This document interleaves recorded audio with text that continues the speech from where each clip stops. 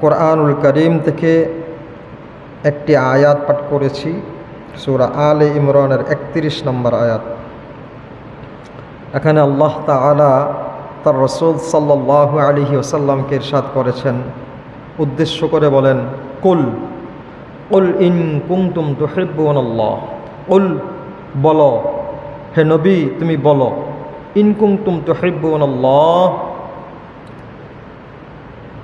যদি তোমরা আল্লাহর ভালোবাসা পেতে চাও, ফাত্তাবিউনি, তাহলে আমি রাসূলের ইত্তেবা করো, অনুসরণ কি করো, আমি রাসূলের অনুসরণ করো। ফাত্তাবিউনি ইউহিব্বুকুমুল্লাহ, তাহলে আমি আল্লাহর ভালোবাসা তোমরা পাবে। ওয়া ইয়াগফির লাকুম যুনুবাকুম আল্লাহু গফুরুর রহিম। আল্লাহ তাআলা বলেছেন, শুধু ভালোবাসাই নয়, আল্লাহর ক্ষমাও পাবে, ক্ষমাও পাবে, কেননা তিনি অত্যন্ত ক্ষমাশীল এবং দয়ালু। এই কথা বলেছেন কে? আল্লাহ। কথার মর্ম আমরা বুঝলাম, যদি রসুল আল্লাহ তাআলাকে আমরা পেতে চাই, আল্লাহ তাআলার মহাব্বত পেতে চাই, পৃথিবীর সমস্ত সৃষ্টিগুলো আল্লাহ তাআলার মহাব্বতের জন্যই সৃষ্টি করা হয়েছে। আল্লাহ তাআলাকে ভালোবাসবো, আল্লাহর গোলামি করব। আর এটা যদি অর্জন করা লাগে, আল্লাহ বলেছেন রসুলের ইত্তেবা করো।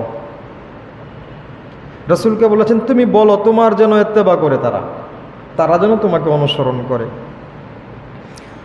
আর সহিহ আল বুখারীর 15 নম্বর হাদিসটা পাঠ করেছি। আল্লাহ রসুল সাল্লাল্লাহু আলাইহি ওয়াসাল্লাম ইরশাদ করেছেন, ততক্ষণ পর্যন্ত পূর্ণ মুমিন হতে পারবে না যতক্ষণ তুমি তোমার ছেলে সন্তান, স্ত্রী পুত্র, আপনজন, ভাই বেরাদার যারা আছে সমস্তদের থেকে, দুনিয়ায় যা কিছু আছে সব কিছুর চাইতে আমি রসুলকে তোমার সবচেয়ে প্রিয় না বানাবে, সবচেয়ে বেশি না ভালোবাসবে, ততক্ষণ পর্যন্ত পূর্ণ মুমিন হতে পারবে না। এটা বলেছেন রাসূলুল্লাহ সাল্লাল্লাহু আলাইহি ওয়াসাল্লাম।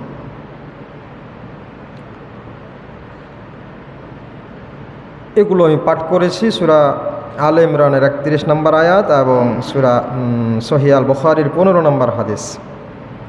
এই কথাগুলোর উপরে, এই হাদিস এবং কোরআনের আয়াতের উপরে কিছু আলোচনা করার চেষ্টা করব ইনশাআল্লাহ।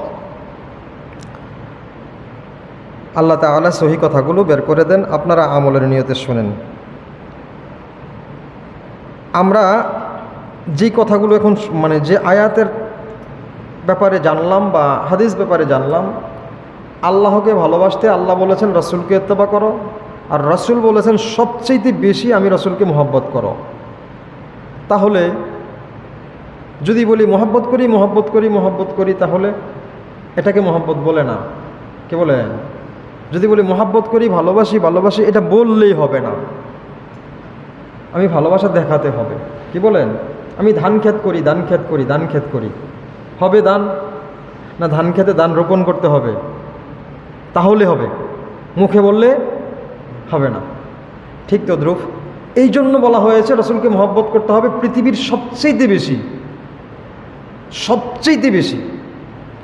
আমার জান রিস্ক, আমার জীবন চলে যাওয়ার অবস্থা হয়ে যাচ্ছে, দেখছি আমার মন মতো একটা কাজ করতে গিয়ে, রাসূলের সুন্নাত তরিকে একটা কাজ করতে গিয়ে, আর আমার মন মতো কাজ করলে সহজভাবে করা যায়, এখানে করতে হবে রাসূলের তরিকা অনুযায়ী, যদিও জীবন চলে যায়। সেটার নাম ভালোবাসা, ঠিক তো দ্রুপ? তা আমরা রাসূলের সুন্নাত তরিকায় যে কথাগুলো, তরিকার আমলগুলোর যে কথাগুলো আজকে শুনবো, রাসূলের সুন্নাত তরিকার উপরে। আমি গত সপ্তাহে আলোচনায় ওই হাদিসটা পাঠ করেছিলাম। রাসূল বিদায় হজ্জে বলেছিলেন, তোমাদের জন্য দুটি জিনিস রেখে গেলাম, একটি হলো কিতাবুল্লাহ, আরেকটি হলো সুন্নাতে রাসূলি, রাসূলের সুন্নত এবং আল্লাহর কিতাব। এই দুটিকে তোমরা আঁকড়ে ধরো, যদি রাখতে পারো তাহলে ইহজগৎ পরজগৎ দুই জগতেই কামিয়াব, সফলতা, দুই জগতেই সফলতা। এখন রেখে গেলেন রাসূল কি? কিতাব এবং সুন্নাহ। এখন সুন্নাহ কোথায় পাই আমরা? সুন্নাহ পাইতে হলে আমাদের যেতে হবে সমস্ত হাদিসগুলোর মধ্যে। সুন্নাহ মানে এখানে হাদিস বোঝানো হয়েছে, অর্থাৎ সুন্নাহ মানে হাদিস, হাদিস মানে কি? সুন্নাহ মানে হাদিস, হাদিস মানে সুন্নাহ। সুন্নাত হাদিসের বাহিরে নাই। সুন্নাত হাদিসের বাহিরে, হাদিসের বাহিরে কোনো সুন্নাত নাই। সবগুলো সুন্নাত হবে হাদিস অনুযায়ী। আল্লাহ রসুল এই জন্য বলেছেন সুন্নাহ রেখে গেলাম। আবার হাদিস রয়েছে যেগুলো, অনেক হাদিস, লক্ষ লক্ষ হাদিস, সবগুলো হাদিস আবার উম্মতের জন্য অনুসরণীয় নয়। কিন্তু কিছু হাদিস শিক্ষণীয়, জানার জন্য, শেখার জন্য। আবার কিছু হাদিস আমলের জন্য, যেগুলো আমলের জন্য সেগুলো আমরা করব। আর যেগুলো রাসূলুল্লাহ সাল্লাল্লাহু আলাইহি ওয়াসাল্লামের হাদিস অনুযায়ী আমরা জানতে পেরেছি, রাসূলুল্লাহ সাল্লাল্লাহু আলাইহি ওয়াসাল্লাম অনেকগুলো বিয়ে করেছেন, জানি না? রসুল যতগুলো বিয়ে করেছেন অতগুলো আমাদের করা সম্ভব। তাহলে এটাও হাদিস, এই হাদিস আমাদের মানার জন্য নয়। ঠিক এরকম আমি দেখাচ্ছি, এরকম কিছু হাদিস আছে যেগুলো আমাদের মানার জন্য না, যেগুলো মানার জন্য আল্লাহ রসুল বলেছেন আমি করেছি তোমরা করো, আমি করেছি তোমরা করো। সুন্নাত, সুন্নাত আমরা জানি দুই রকম। কয়রকম? একটা হলো সুন্নাতে মুআক্কাদা, একটা হলো সুন্নাতে মুআক্কাদা জরুরি সুন্নাত, হ্যাঁ, জরুরি সুন্নাত। আরেকটা হলো সুন্নতে জায়েদা, যেটা রসুল করেছেন বা করেননি, কখনো করেছেন কখনো ছেড়েছেন, উম্মতদেরকে বলেননি করো, তোমরা করতে হবে এমন বলেননি। সুন্নতে মুআক্কাদা হলো রসুল করেছেন এবং করতে আদেশ করেছেন, এটা করো, এইরকম। ঠিক আছে? কিছু কিছু ব্যাপার রসুল করেছেন কখনো কখনো, আবার ছেড়েছেন, উম্মতদেরকে কি করেননি, করতে বাধ্য করেননি, বলেননি যে তোমরা করতে হবে বা করো। আর কিছু সুন্নাত রসুল করেছেন, বলেছেন তোমরা করো, সেটা সুন্নতে মুআক্কাদা, আমরা করতেই হবে, না করলে গুনাহগার হব, না করলে গুনাহগার হব। আমরা এখন কি করেছি সুন্নতের ব্যাপারে, যে কথাগুলো আমরা এখন সুন্নতের প্রতি এমন হয়ে গেছি যে সুন্নত ফরজ নয়, সুন্নত কি না, ফরজ না। এই কথা ভেবে, এই কথা মনে করে, এই কথা যুক্তি দিয়ে আমরা সুন্নত থেকে দূরে সরে যাচ্ছি, সুন্নত থেকে দূরে সরে যাচ্ছি। বলছি সুন্নত লাগে না, বলছি সুন্নতের প্রয়োজন নেই, সুন্নত ফরজ না। আমাকে একজন প্রশ্ন করলেন, হুজুর তিনি শুধু ফরজ নামাজ আদায় করলেন, তিনি শুধু ফরজ নামাজ আদায় করলেন। আমাকে বললেন, আমি বললাম আপনি বাকিগুলো আদায় করলেন না যে? উনি আমাকে জিজ্ঞেস করলেন আমি কি নামাজ কাজাকারী হিসাবে, অর্থাৎ নামাজ তরককারী হিসাবে আল্লাহ তাআলার দরবারে গুনাহগার হব? আমাকে প্রশ্ন করেছেন। আমি ওনাকে জিজ্ঞেস করলাম সুন্নতগুলো পড়লেন না কেন? উনি আমাকে প্রশ্ন করলেন, আমলের কথা উনি বাদ দিয়ে আমাকে উল্টা প্রশ্ন করলেন যে আমি যে সুন্নত পড়ি নাই এই কারণে কি নামাজ তরককারী হিসাবে আল্লাহর দরবারে উপস্থিত হব? আমি এখন কি বলবো? উনি ফরজ আদায় করছে, উনি কি করছে? ফরজ আদায় করছে। এখন কি নামাজ তরককারী হিসাবে বলবো? না, উনি নামাজ কি করে নাই, সালাত তরক করেন নাই, ফরজ আদায় করেছে। বাকি সুন্নাত না পড়ার জন্য যেই আমল করেন নাই সুন্নত মুআক্কাদা, সেই আমলের জন্য তিনি গুনাহগার হবে আল্লাহর দরবারে। বাকি নামাজ বেনামাজি হবেন না। এই হিসেবে আমরা এখন কি করছি? আসলে এই তর্কটা দেওয়া উচিত নয় যে আমি কি নামাজ তরককারী হিসেবে হব। এটা কেন? সুন্নত আছে তো আদায় করেন, সুন্নত আছে তো আদায় করেন। রসুল করেছেন, সাহাবীরা করেছেন, হ্যাঁ, যুগ যুগ ধরে ইসলাম যেদিন এসেছে সেই দিন থেকে এখন পর্যন্ত ইসলামের রসুলের পর থেকে যারা এসেছে দুনিয়ায় সমস্ত অনুসারীগণ করেছেন, আপনি করেন, প্রশ্ন কেন করছেন? হাদিসে আছে, সহি হাদিস দ্বারা প্রমাণিত আছে তো করেন, না করলে কি হবে আপনি জিজ্ঞেস করছেন? না ভাই বাবারে, না করলে কি হবে? আপনি নামাজ না পড়লে কি হবে সেটাও আমি আপনাকে বুঝাইছি। নামাজ না পড়লেই বা আপনাকে জোর কিসের? সালাত নামাজ আদায় না করলেই আবার জোর কিসের? আপনি হজ উপযুক্ত হয়েছেন, হজ না করলেই আপনার প্রতি জোর কিসের? পর্দা ফরজ হয়েছে, পর্দা না করলেই আপনার প্রতি জোর কিসের? আপনি সবগুলোই দিয়ে এমন, কোনোটাই যদি আপনি না করেন আমি কি আপনাকে জোর করব? আপনি করেন, আমি আপনাকে বুঝাতে পারবো হাতে পায়ে ধরে, বাবা এটা করেন, এটা আমল, এটা ভালো, এটা নেক কাজ, আমলে সালেহা, আমি আপনাকে বুঝাই। জোরের তো এখানে বিষয় না, আমল জোর করে করানো যায় না। তো আমরা এখন কি করি? সুন্নতের আমলের দিকে অবজ্ঞা করে ফেলি, অবহেলা করে সুন্নত থেকে কি করি? দূরে। আমি গত সপ্তাহে আলোচনা করেছিলাম, গত আলোচনায় বলেছিলাম সুন্নতের বহির্ভূত কিছু কাজ সুন্নত হিসেবে চালাই দিলে হাসরের ময়দানে রাসূলুল্লাহ সাল্লাল্লাহু আলাইহি সাল্লাম কি করবেন? তাকে উম্মত বলে স্বীকার করবেন না, তার জন্য অভিশাপ দেবেন, ধিক্কার দেবেন। কিন্তু এখন আজকের যে আলোচনা সুন্নতের আমল, সেহেতু রাসূল সাল্লাল্লাহু আলাইহি ওয়াসাল্লামের উম্মত হিসেবে আমাদেরকে পরিচিতি লাভ করতে হলে, রাসূলের উম্মত হিসেবে পরিচিতি লাভ করতে হলে, রাসূলের উম্মত নিজেকে দাবি করতে হলে সুন্নত আমল করা লাগবে কি লাগবে না? না করে রাসূলের সুন্নতের আমল না করে রাসূলের উম্মত হব, কি বলে? এটা হবে? হ্যাঁ, আমি এই গ্রামের না, এই গ্রামের বাসিন্দা নয়, তবুও বলবো আমি এই গ্রামের, মিথ্যে হবে না? আমার নামে এই গ্রামে কোনো ভোটার আইডি কার্ড নাই, কোনো কাগজপত্রের কোনো দলিলাদি নাই, কোনো বিষয়ে কোনো প্রমাণ নাই, এমনিই বলবো যে আমি এই গ্রামের, আমি অমুক গ্রামবাসী, তাহলে হবে? আমি অমুক গ্রামবাসী, এটা বলে হবে না।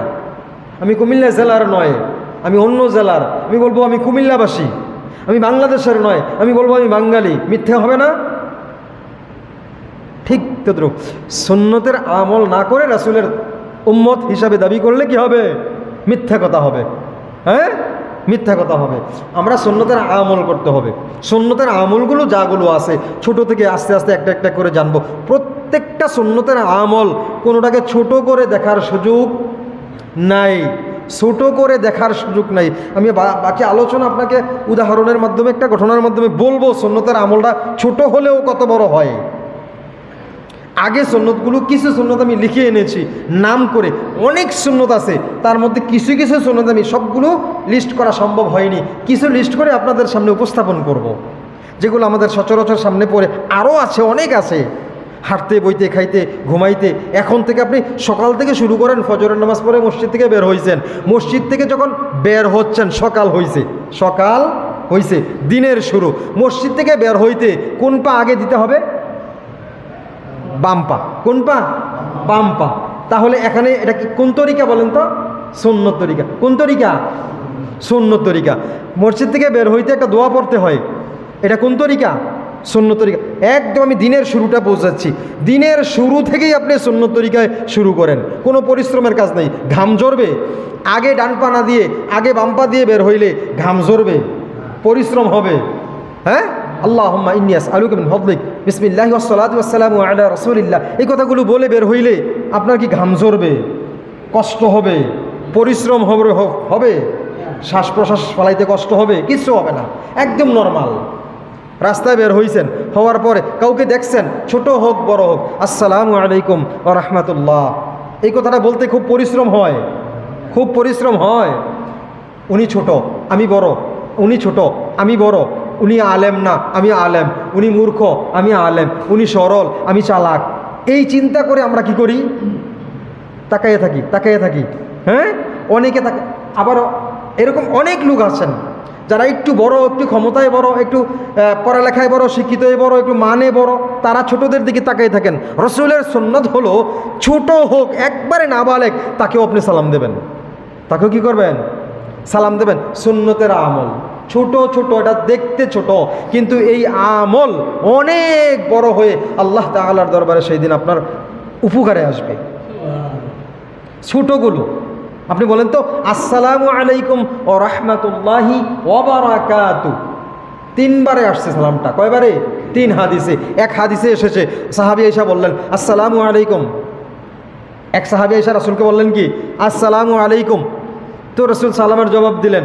আরেক সাহাবী আয়েশা বললেন আসসালামু আলাইকুম ওয়া রাহমাতুল্লাহ, রাসূল সালামের জবাব দিলেন ওয়া আলাইকুম আসসালাম ওয়া রাহমাতুল্লাহ। আরেক সাহাবী আয়েশা বললেন আসসালামু আলাইকুম ওয়া রাহমাতুল্লাহি ওয়া বারাকাতুহু।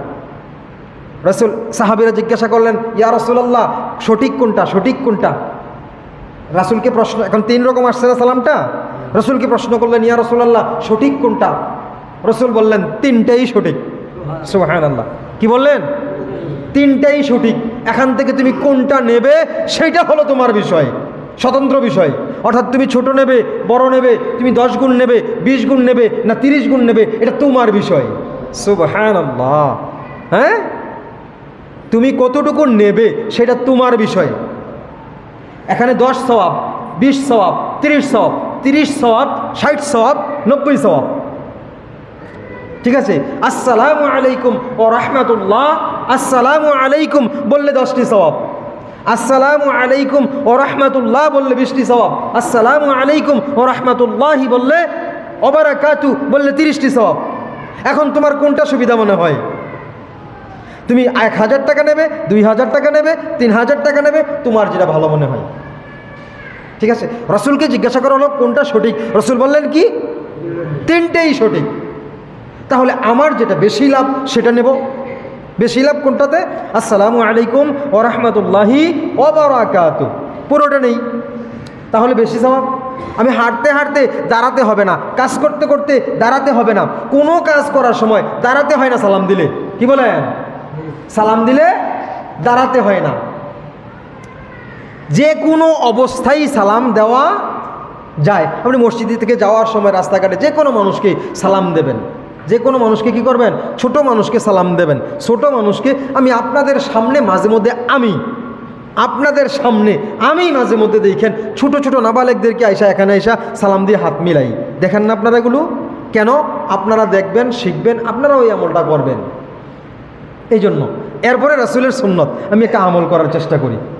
হ্যাঁ, কোনো অহংকারীর জন্য নয়, গর্ব করার জন্য নয়, আমি এটাকে আরেকবার ওয়াজ করব এই জন্য না, আমি এটাকে আরেকবার বয়ান করে মানুষের কাছে প্রচার করব এই জন্য না, আমি রাসূলের সুন্নত আমল করছি, রাসূলের সুন্নত আমল করছি। হ্যাঁ, এই সুন্নতের আমল সালাম। তারপরে অনেক এরকম আছে, রাস্তা দিয়ে হাঁটছেন, একটা কষ্টদায়ক গাছের ডালা পড়ে আছে, কাঁটাযুক্ত একটা কিছু পড়ে আছে, বড় একটা পাথর পড়ে আসছে, এইটা রাস্তা থেকে সরিয়ে রাস্তার সাইডে ফালাইতে কয় সেকেন্ড সময় লাগে? 1 মিনিটও না, কয়েক সেকেন্ড, 5-7 সেকেন্ড বা 10 সেকেন্ডের কাজ। এইটুকুই একটা সুন্নতের আমল হয়ে যায়। এইটুকু কি হয়? একটা সুন্নতের আমল হয়ে যায়। রাসূলুল্লাহ সাল্লাল্লাহু আলাইহি ওয়াসাল্লাম ইরশাদ করেছেন, শেষ জামানায় যেই জামানায় সুন্নতের উপরে ফতুয়াবাজি হবে, সুন্নত আমল না করলে কি হয়, উম্মতরা এইরকম ফতুয়াবাজি করবে, ওই জামানায় আমার কোনো উম্মত একটা সুন্নত যদি আমার আমল করে, জীবিত করে, আমল করে, তার একটা মরে যাওয়া সুন্নত অর্থাৎ চলে গেছে, এই সুন্নত এখন আর নাই, দেখা যায় না, তে আমল করা শুরু করেছে, অর্থাৎ বাস্তব জীবনে আমল করেছে অথবা মানুষদেরকে বলে আমল করানোর চেষ্টা করেছে, 100 গলা কাটা শহীদের সওয়াব আমল নামায় দিয়ে দেওয়া হবে। কি করলে? সুন্নত আমল করলে। একটা সুন্নত, আমি বললাম এখানে সুন্নতের কোনো পরিমাপ আছে কি? 100 গলা কাটা শহীদের সওয়াব দিতে হলে এত বড় সুন্নত করতে হবে, এত বড় করতে হবে, অত বড় করতে হবে, এরকম কোনো মাপকাঠি নাই। ছোট আসসালামু আলাইকুম, শুধু এইটাই একটা সুন্নত, এইটা আমল করলেও হতে পারে। রাস্তায় কষ্টদায়ক একটা বস্তু পড়ে আছে, হাতে তুলে সরাই দিলে এটাও হতে পারে। কি বলেন? হতে পারে না? এখানে উল্লেখ নেই কোন সুন্নতটা আমল করতে হবে। রাসূল বলেছেন আমার কোনো সুন্নত যদি, অর্থাৎ যে কোনো সুন্নত। আজকাল মানুষ রাস্তায় কাটা ফেলে নাকি কাটা উঠায়?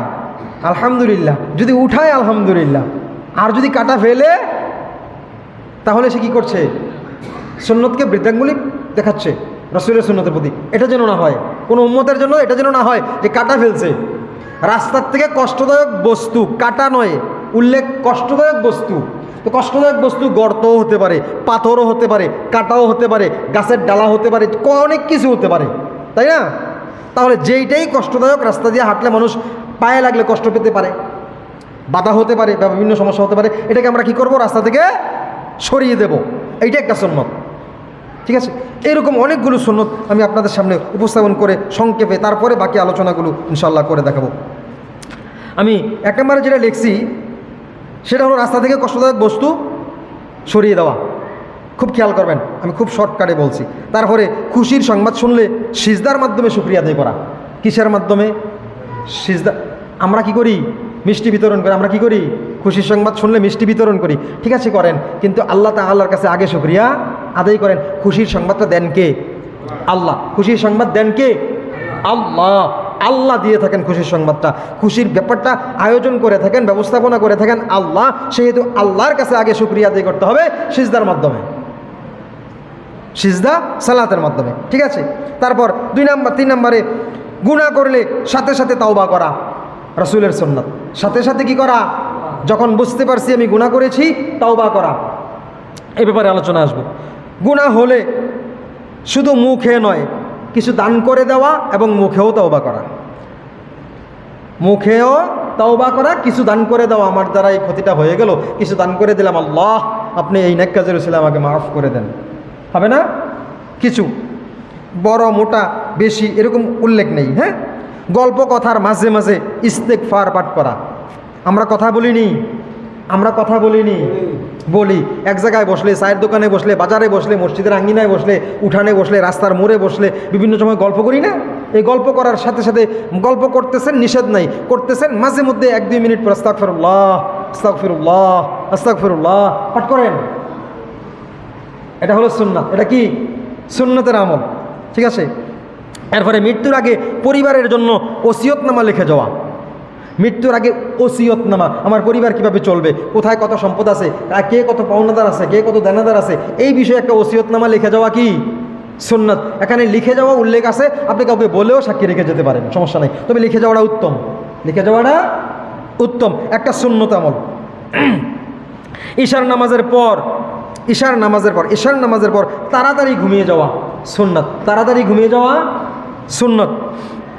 এরপরে ঈশার আগে খাবার খেয়ে ফেলা, মাগরিবের পর ঈশার নামাজের আগে খাবার খেয়ে ফেলা সুন্নাত।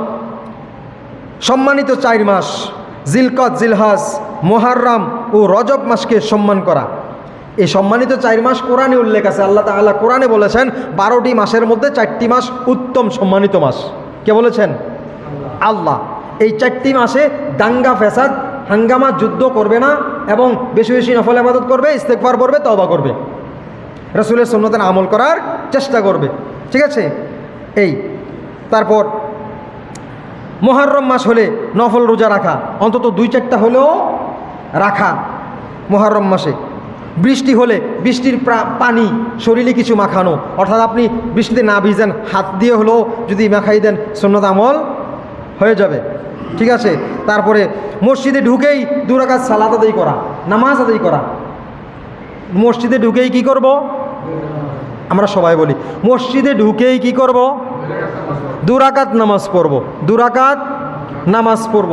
আমার আলহামদুলিল্লাহ আমি এখানে আসি আপনাদের দায়িত্বে, এখানে এমন মুসল্লি আছে জামাতের টাইম 1 মিনিট থাকলেও 2 রাকাত সালাত আদায় করে।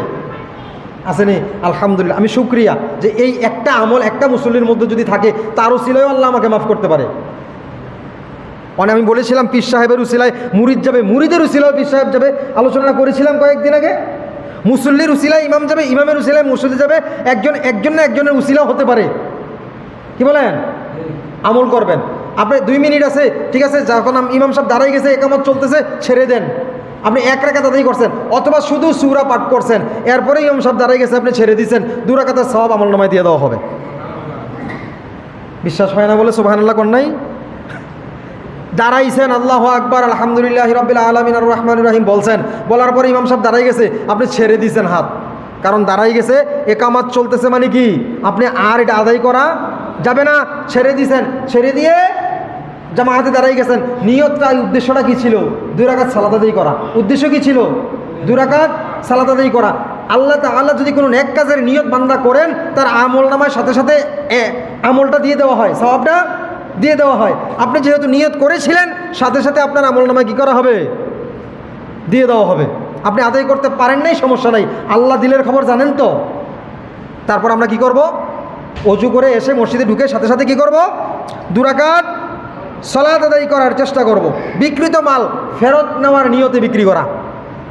বিক্রিত মাল অর্থাৎ আপনি ব্যবসা করছেন, ব্যবসা করতেছি, ব্যবসায়িক মালটা বিক্রি করেছি যেই কাস্টমারের কাছে, যদি কাস্টমার এসে বলে মালটা আমার পছন্দ হয় নাই অথবা আমার হবে না, আপনি মনে মনে বিক্রি করার সময় এরকম মনে মনে একটা ইখতিয়ার রাখবেন যে যদি সে বিক্রি করতে আসে আমি বিক্রি ফেরত দেব। এই নিয়তে বিক্রি করা সুন্নাত। এই নিয়তে বিক্রি করা কি? সুন্নাত, সুন্নতি ব্যবসা।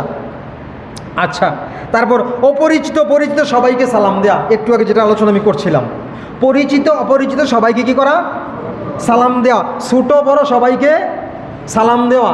কাউকে এরকম বলা যাবে না উনি মূর্খ মানুষ, উনি সরল মানুষ, উনি কম শিক্ষিত মানুষ, উনি মুসল্লি, আমি ইমাম সাহেব, উনি কম শিক্ষিত, আমি বেশি শিক্ষিত, এই ধরনের কোনো চিন্তা না রাখা যাবে না, এখানে কোনো বিষয় উল্লেখ নেই, সবাই সবাইকে কি করবে? সালাম দেবে। ঠিক আছে। তারপর বেশি বেশি মেসওয়াক করা। কি করতে হবে? মেসওয়াকের আলোচনা 3 সপ্তাহ আলোচনা করতেছি আমি, প্রায় সময় মেসওয়াকটা উল্লেখ করি।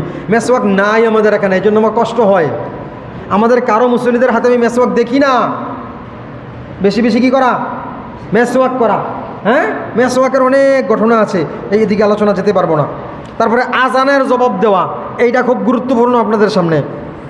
সুন্নাত, আমি কি বলছি? সুন্নতের আমলগুলো। কি বলছি? সুন্নতের আমলগুলো। আজানের জবাব দেয়া কি ওয়াজিব বা সুন্নতে মুআক্কাদা। হ্যাঁ, এখন আপনি যদি সুন্নতের আমল, এটা একটা সুন্নতের আমল, আমি আজান দিচ্ছি, আপনি এখানে বসে বসে গপ্প করছেন, অনেক ইতিহাস বলছেন, অমুকের দোষ ত্রুটি বলছেন, অমুকের ঘটনাগুলো বলছেন। যখন মুয়াজ্জিন বলবে আল্লাহু আকবার, সাথে সাথে আপনার মুখ থেকে ওই কথাগুলো ফেলে দেবেন, আপনিও বলবেন আল্লাহু আকবার। মুয়াজ্জিন বলছে আল্লাহু আকবার, আপনিও কি বলবেন? কিচ্ছু পারার দরকার নাই, মুয়াজ্জিন যা বলছে আপনি তাই বলেন। এটাই আজানের কি জবাব। রাসূলুল্লাহ সাল্লাল্লাহু আলাইহি ওয়াসাল্লামের হাদিস, সহিহ হাদিস দ্বারা আমি এর আগে আজান বিষয়ে আলোচনা করেছিলাম।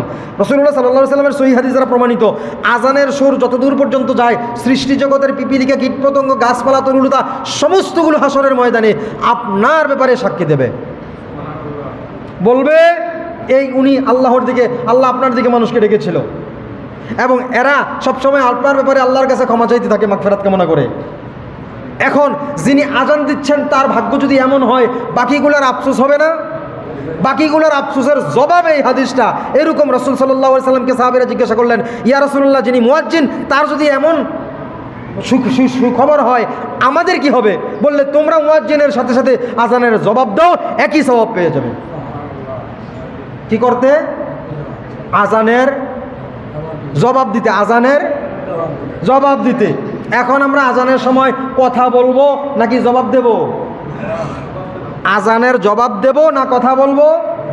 অজু করা অবস্থায়, হাঁটা অবস্থায়, শোয়া অবস্থায় আমার অজু নাই, আজানের জবাব দেওয়া যাবে না, এরকম ঠিক আছে নি?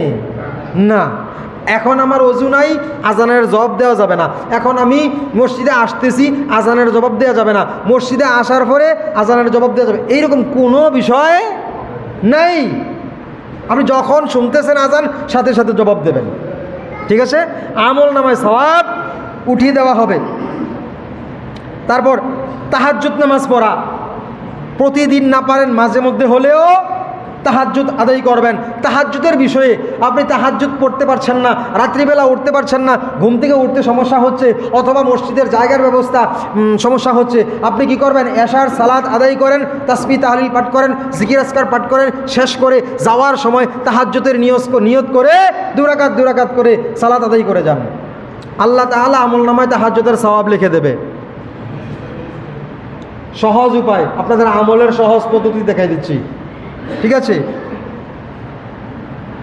তারপর হ্যাঁ, চাশতের নামাজ পড়া। চাশতের নামাজ আমরা পড়ি না, চাশতের নামাজ পড়াও কি সুন্নত আমল। যে কোনো কাজ পরামর্শ করে করা সুন্নত। যে কোনো কাজ করার সময় পরামর্শ করা, সেটা সামাজিক হোক, পারিবারিক হোক, হ্যাঁ, যে কোনো কাজই হোক। পারিবারিক হলে পরিবারের সদস্যদের সাথে পরামর্শ করব, সামাজিক হলে সমাজের গণ্যমান্য ব্যক্তিদেরকে নিয়ে পরামর্শ করা কি সুন্নত কাজ করার আগে। তারপর সফরে বের হলে 2 রাকাত সালাত আদায় করে বের হওয়া, 2 রাকাত নামাজ আদায় করে এরপরে সফরে, ঘর থেকে যে কোনো জায়গায় বের হওয়ার সময়, বাজারে যাবেন অথবা ঢাকা শহরে যাবেন, কুমিল্লা শহরে যাবেন, কোথাও যাবেন, যাওয়ার সময় 2 রাকাত নামাজ আদায় করা সুন্নত। 2 রাকাত নামাজ আদায় করা সুন্নত। তারপর বাচ্চাদেরকেও সালাম দেওয়া সুন্নত। ওখানে একবার বলা আছে যে কোনো মানুষকে সালাম দেওয়া সুন্নত, এখানে আবার বাচ্চাদের ব্যাপারে আরেকটা আসছে। হ্যাঁ, সমস্ত এই সুন্নতগুলো হাদিস অনুযায়ী আমি কথাগুলো আলোচনা করতেছি। বাচ্চাদেরকে সালাম দেওয়া কি রাসূলের সুন্নত। রাসূল সাল্লাল্লাহু আলাইহি ওয়াসাল্লাম বাচ্চাদেরকে বেশি বেশি সালাম দিতেন দেখলেই। তারপর ইফতার তাড়াতাড়ি করা সুন্নত। ইফতার তাড়াতাড়ি করা সুন্নত। সাহারি দেরিতে করা সুন্নত। তারপরে দোয়ার মাধ্যমে আরোগ্য লাভ, রোগ হইলে, কোনো অসুস্থতা হইলে, রোগ হইলে কি করা? আল্লাহর কাছে দোয়া চাওয়া, দোয়া করা যে আল্লাহ, আমি আপনার কাছে এই রোগ মুক্তির জন্য দোয়া করছি, হ্যাঁ, ক্ষমা চাচ্ছি, আপনি আমাকে ক্ষমা করুন, রোগ থেকে মুক্তি দান করুন। আরোগ্য লাভ করার চেষ্টা করা দোয়ার মাধ্যমে সুন্নত। ফজরের পর না ঘুমানো সুন্নত। ফজরের পর, নামাজের পর অনেকে আমরা ঘুমাইতে পারি, এটা না করা কি সুন্নাত। কোনো খাবার পড়ে গেলে, খাবার খাওয়ার সময় কোনো খাবার পড়ে গেলে উঠিয়ে খাওয়া সুন্নাত, উঠিয়ে খাওয়া সুন্নাত। আমরা অনেকে এটাকে আনকালচার বলি, হ্যাঁ, এটা আনকালচারই নয়, সুন্নাত। কি কালচারের সাথে সুন্নতের কোনো সম্পর্ক নাই। তারপর সফর হতে ফিরে এসে, কোনো সফর থেকে ফিরে এসে এলাকার মসজিদে 2 রাকাত নামাজ আদায় করে এরপরে বাসায় আসা সুন্নত। যে কোনো সফর থেকে, দূর থেকে ফিরে এসে এলাকার মসজিদে 2 রাকাত নামাজ আদায় করে ঘরে ফেরা সুন্নত। খালি পায়ে মাঝে মধ্যে হাঁটা সুন্নত, মাঝে মধ্যে, যারা পারি না মাঝে মধ্যে সুন্নতের আমলের উদ্দেশ্য করে মাঝে মধ্যে হাঁটবো। মুস্কি হাসা সুন্নত। হাসি কোন রকম? মুস্কি। কি হাসি? মুস্কি হাসি বুঝেন আপনারা? হ্যাঁ, দাঁতও দেখা যাবে না, আওয়াজও হবে না, চেহারার দিকে তাকাইলে বোঝা যাচ্ছে হাসছেন, ঠোঁট দিয়ে বোঝা যাচ্ছে হাসছেন, জোরে আওয়াজ দিয়ে হাসার না, মুস্কি হাসি নয়। হ্যাঁ, মুস্কি হাসা সুন্নত। নিচের দিকে নামার সময় সুবহানাল্লাহ, উপরের দিকে ওঠার সময় আল্লাহু আকবার বলা সুন্নত। কাউকে ভালোবাসলে তাকে বলে দেওয়া, আমি আল্লাহর জন্য তোমাকে ভালোবাসি। হ্যাঁ, ভালোবাসা বুঝেন তো? মুরব্বীরা মুরব্বীদেরকে ভালোবাসে না, ছেলে বাবাকে ভালোবাসে না, বাবা ছেলেকে ভালোবাসে না, এক বন্ধু আরেক বন্ধুকে ভালোবাসে না, ভাই ভাইকে ভালোবাসে না, অথবা অপরিচিত একজন পরিচিত একজন ইমাম সাহেবকে অনেকে ভালোবাসে, অনেকে ইমাম সাহেবে অনেকে ভালোবাসে। এটা বলে দেওয়া, আমি আল্লাহর জন্য আপনাকে ভালোবাসি, প্রকাশ করে দেওয়া সুন্নাত, তাকে বলে দেওয়া, বুঝছেন? তারপর ঘুমানোর আগে ওযু করে ঘুমানো সুন্নত। কেবলার দিকে থুথু না ফেলা সুন্নত, কেবলার দিকে অর্থাৎ পশ্চিম দিকে থুথু নিক্ষেপ না করা সুন্নত। ঠিক আছে? খাবার খাওয়ার পর আঙ্গুল চেটে খাওয়া সুন্নত, খাবার খাওয়ার পর আঙ্গুল চেটে খাওয়া সুন্নত। সেহরিতে খেজুর খাওয়া সুন্নত। পানির গ্লাসে শ্বাস না ফেলা সুন্নত। পানি খাওয়ার সময় গ্লাস দিয়ে পানি খাই, শ্বাস বাহিরে ফেলবো। আমরা পানি খাওয়ার সুন্নত নিয়ম কয়টা? 3 শ্বাস। কয় শ্বাস? 3 শ্বাস। এখানে শ্বাস ফেলে ফেলে এখান থেকে খাবো এটা না। ফার্স্ট শ্বাস ফেলতে হলে কি করতে হবে? বাহিরে ফেলতে হবে, গ্লাসের বা মগ বা যেটা দিয়ে খাই পাত্র, সেটার বাহিরে শ্বাস ফেলতে হবে, এটা সুন্নত। ঠিক আছে? আশ্চর্য কিছু হলে সুবহানাল্লাহ বলা সুন্নত। সন্ধ্যার পর বাচ্চাদেরকে ঘর থেকে বের হতে না দেওয়া সুন্নত। সন্ধ্যার পর ঘর থেকে বাচ্চাদেরকে বের হতে না দেওয়া সুন্নত। শুক্রবারে রাতে দিনে দুরূদ পাঠ করা বেশি বেশি সুন্নত। রাতে দিনে অর্থাৎ বৃহস্পতিবার দিবাগত রাত, শুক্রবারে দিন বেশি বেশি দুরূদ পাঠ করা সুন্নত। পেট খালি রেখে খাবার খাওয়া সুন্নত। পরিপূর্ণ তৃপ্তি সহকারে পেট ভরে খাবার নয়, কিছু খালি রেখে খাওয়া সুন্নত। নবজাতকের কানে, ডান কানে আজান, বাম কানে একামত দেওয়া সুন্নত। এই সুন্নতগুলো আমি 40টা সুন্নত উপস্থাপন করলাম। আরও অনেক সুন্নত আছে যেগুলো আমি উপস্থাপন করতে পারিনি, অনেক অনেক। আমি সুন্নতের আমল, যেমন কথা বলার ফাঁকে ফাঁকে ইস্তেগফার পড়া সুন্নত। কি বলা? ইস্তেগফার পড়া সুন্নত। এই কথাটা বলেছি তো নাকি? এই আমলটার উপরে সময় নাই, একটা উদাহরণ ছিল, দিতে পারবো না, 20 বেজে গেছে। ইস্তেগফারের উপর একটা উদাহরণ এনেছিলাম যে আজকে আলোচনার মাধ্যমে আপনাদেরকে বোঝাবো ইস্তেগফার পড়লে কি হয়। হ্যাঁ, ঘন ঘন ইস্তেগফার পড়লে তামাম জিন্দিগির গুনাহ আল্লাহ মাফ করে দেন। আল্লাহ তাআলার কাছে যে কোনো দোয়া করলে আল্লাহ তাআলা কবুল করেন। বেশি বেশি শ্বাসে প্রশ্বাসে কী করলে? আস্তাগফিরুল্লাহ, আস্তাগফিরুল্লাহ। কথার ফাঁকে ফাঁকে, কাজের ফাঁকে ফাঁকে আস্তাগফিরুল্লাহ, আস্তাগফিরুল্লাহ। এটা একটা সুন্নতি আমল। এটা কি? একটা সুন্নতি আমল। এই আমলটা ইনশাল্লাহ সকলেই করার চেষ্টা করব। যেই সকল সুন্নতগুলো আছে আমি বলেছি আপনাদেরকে, এই সকল সুন্নতের উপরে আমল করার চেষ্টা করব ইনশাআল্লাহ। সকলে বলি ইনশাআল্লাহ। সময়ের কারণে উদাহরণটা দিতে পারছি না, ইনশাল্লাহ অন্য এক সময় দিয়ে দেব। কথাটা আলোচনায় এনেছিলাম। আমরা ইনশাল্লাহ সুন্নতের উপরে আমল করব। হ্যাঁ, সুন্নতের উপরে আমল করব।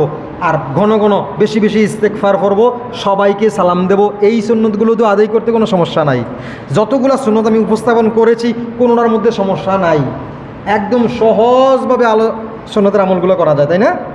আমরা ইনশাল্লাহ এগুলো করার চেষ্টা করব। সবাইকে সালাম দেব। সবাইকে সালামের জন্য তাকাইয়া থাকবো নাকি সালাম দেব? সালাম নেওয়ার ইচ্ছা কইরা দাঁড়াই থাকা কি সুন্নত? না, সালাম দেওয়া সুন্নত। এবার সে নাবালেগ হোক, বালেগ হোক, শিক্ষিত হোক, অশিক্ষিত হোক, মূর্খ হোক, শিক্ষিত হোক, অথবা যে কোনো মানুষই হোক না কেন, পরিচিত হোক অপরিচিত হোক, তাকে কি করব? সালাম দেব। বেশি বেশি সালাম দেওয়ার মাধ্যমে মোহাব্বত পয়দা হয়, মোমেনের মধ্যে মোহাব্বত পয়দা হয়, আল্লাহর রহমত নাজিল হয়। অনেক সুন্নতের আমল করলে আমল নামায় অনেক সওয়াব লেখা হয়। ঠিক আছে, আমরা কি করব? অন্তত আপনার কষ্ট লাগলে, আমি সালাম কয় প্রকার বললাম? 3 প্রকার। 3 প্রকারে আসছে। আসসালামু আলাইকুম, এক সাহাবী বললেন আসসালামু আলাইকুম, আরেক সাহাবী এসে বললেন আসসালামু আলাইকুম ওয়া রাহমাতুল্লাহ, আরেক সাহাবী এসে বললেন আসসালামু আলাইকুম ওয়া রাহমাতুল্লাহি ওয়া বারাকাতু। সাহাবীরা জিজ্ঞাসা করলেন ইয়া রাসূলুল্লাহ কোনটা সঠিক? রাসূল বললেন কি? 3টাই সঠিক। রাসূল বললেন কি? আপনি যে কোনো একটা আমল করতে পারেন, আসসালামু আলাইকুম বললেও সুন্নত আদায় হবে। যদি বলেন আসসালামু আলাইকুম ওয়া রাহমাতুল্লাহ, তাও সুন্নত আদায় হবে। যদি বলেন আসসালামু আলাইকুম ওয়া রাহমাতুল্লাহি ওয়া বারাকাতু, তাও সুন্নত আদায় হবে। আপনি এই সুন্নতের আমলের উদ্দেশ্য করে সবাইকে আমরা ইনশাআল্লাহ সালাম দেব। বেশি বেশি ইস্তেগফার পাঠ করব। কথার ফাঁকে ফাঁকে বলবো কি? আস্তাগফিরুল্লাহ, আস্তাগফিরুল্লাহ। ইস্তেগফারের বিভিন্ন নিয়ম রয়েছে।